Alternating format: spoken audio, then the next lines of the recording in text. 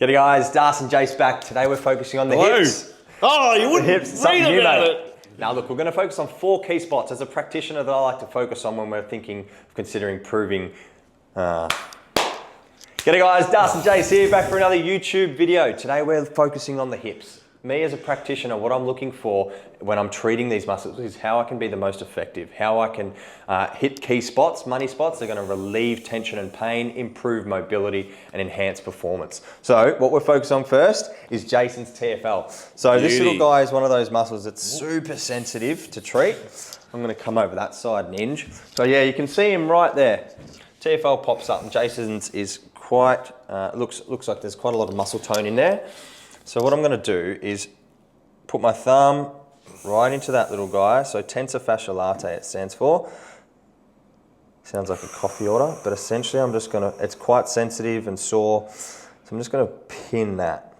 Now the problem with our TFL is it's always being overworked because it's compensating for sometimes a weak glute med, essentially. And when we're comparing the muscle tissue and the fibers of our glutes compared to our TFL, well, the TFL is such a small little guy in comparison to our glute.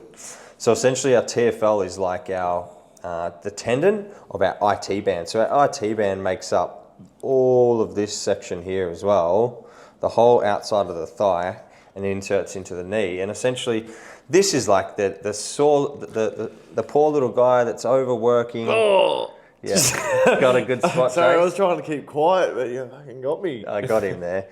That's Ninja. As we mentioned, Ninja's behind the camera today, folks, if you didn't know. As we mentioned, it's a pretty sore little guy. So I'm just going to show you here, Ninja, where you can. Yeah, no, don't show you Show too another much. little guy. Get your elbow out of the way. And there you can see it. So pinning into that little spot there. Now, joint action of our TFL is it's going to assist in hip flexion, so bringing the knee up. It's going to internally rotate, which Jason's showing you there as well. And it assists a little bit in adduction as well. So pulling the hip out and abduction. So it's doing a lot. It's doing a lot for such a small muscle. So it's got a lot of responsibility. It's only a little one-man job down there. So we need some help out sometimes. So essentially releasing this is really important when we're considering improving the range in our hip. Essentially we're going to improve our external rotation, which is going to allow you to get deeper into your squat. Yep. So TFL, first one that we're going to focus on. Perfect. Brilliant. Oh, a bit of spice. Yep. Oh. And then... Yeah. Oh, sorry, Jace. No, It's good, you're mate. good. I've got to shut up. Yep.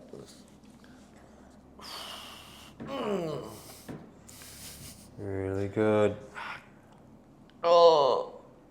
Okay, I said 4 muscles. There's number 1, our TFL. Really good. So, Jace, I'm going to get you on your stomach, please, man. Thank you. Don't worry about the wax. I'll get that for you later. There's old walnut glutes. Sorry, I'll relax. That's the old walnut glutes again. All right, Ninja, you jump around the other side for me, brother. We're going to stick to the right side. So, the next one we're going to focus on is glute max. So I'm waxing up my hands, and then I'm going to go pisiform, connected into the lower part of the sacrum just to take some tone out of his erector muscles, and then we're going to work down. Hey, wait, is this working? Hey? Just recording? Yeah, I think so, man. Yeah, yeah, we're all good. It's just like on focus mode. Where's See how it that? says record down there? I can't see the numbers going up though. Can you see it anyway? No? Give us a little intermission. You have a look, Jace. What have you done? Is it recording? Yes, still going. Fuck. 420. Back on. All right, Leo, just a little edit for you there. All right, so we're focusing on the erector spinae group and then coming into the sacrum here. He's just been away for 2 weeks and he's cooked it. Oh. All right, so what I'm focusing on now, glute max, hip extensor, a large, probably one of the largest muscles on our body. Essentially, it's the most important muscle when we're considering pelvis stability, taking pressure off our lower back,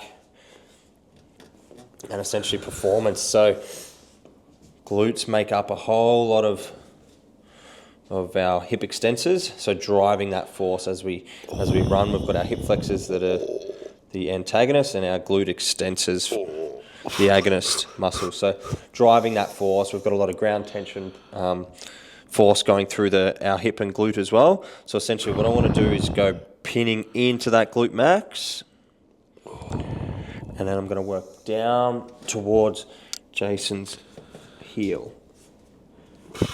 Just get some length through the fibers. So when I'm treating the glutes, I'm thinking of the directions that the fibers go. So they sort of work, like with my fingers here, they sort of work out and down it to the outer part of the hip.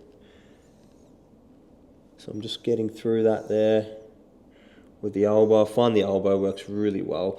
It's quite broad. I'm not using the pointy part. I'm using more the broader part of my elbow to just like plow through there.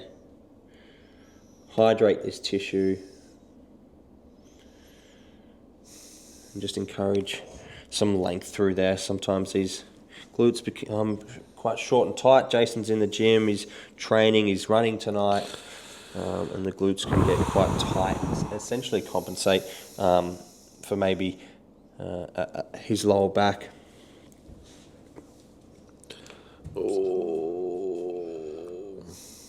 Working down to that greater trochanter. So what I'm thinking about when I'm treating is I'm getting the tendon, the attachment side of that glute, and then working out through the muscle belly, nice and deep, and then out to where it inserts in his greater trochanter out here, that lateral hip bone, top of the hip, work out towards there, and going with the direction of the fibers. There we go. Oh, nice. So there's number 2, glute max. You can see the redness in his ass. All right, next one is our glute medius. So a hip abductor. So the relationship that we spoke about earlier with our glute med and our TFL is when our glute med becomes a bit lazy, our TFL will overwork, which is why that guy can be such a nasty, can be so nasty when we get into it. So glute med, we're coming, just in there, finding a nice little spot on the side of the hip and pinning into that. And you can feel that I'm working at a depth where I can feel connection to that bone. I'm feeling that there's a nice little adhesion in there that I'm trying to soften, or a knot, and just wait for that to relax and let go. Sometimes this guy can be the culprit for feeling tension or some nerve-like symptoms down the leg into the hamstring. But just pin that. The double thumb really reinforces that depth. And as a therapist or practitioner, it also just allows me to sit there a little bit longer with more strength and doesn't put so much strain on my thumbs.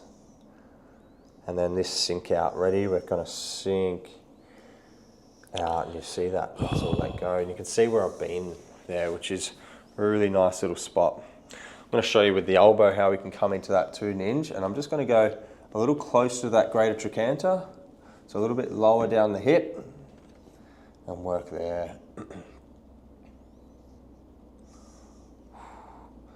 So if I'm trying to make your hips feel brand new, operate really well, feel like there's no real like kinks or anything holding me back when I'm running or in the gym, these are the 4 spots. Well, I'm 3 down. I've done our TFL, glute max, glute med. I'm going to show you one more. And all these muscles have, the reason I focus on these 4 is because they all have different joint actions. As I said, this is an abductor, an abductor of the hip. We've done a flexor and an internal rotator, and we've done a hip extensor.